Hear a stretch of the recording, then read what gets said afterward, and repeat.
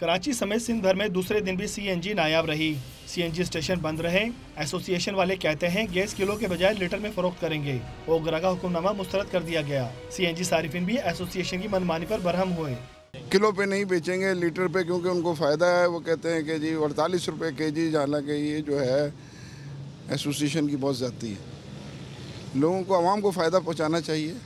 CNG station की बंदिश के बाइस पब्लिक ट्रांसपोर्ट से सफर करने वाले अफराद को भी मुश्किलात का सामना करना पड़ा। बस ड्राइवर भी सूरत हाल से परेशान नजर आए। जो ये काम किया लीटर वाला ना, इसमें बहुत नुकसान है हम लोगों को। और दूसरा दिन है गैस बंद है, ऊपर से पैसेंजर भी पैसे नहीं देते। सुबह से लेकर अभी तक सीएनजी के चक्कर में घूम रहे हैं। सीएनजी मिल रही नहीं है, मिलती भी है तो 50% उनका कमाई हो रहा है। नुमाइश पर चंद सीएनजी स्टेशन खुले तो शहरी दूर दूर से वहां पहुंचे, जिसकी वजह से गाड़ियों की कतारें लग गईं।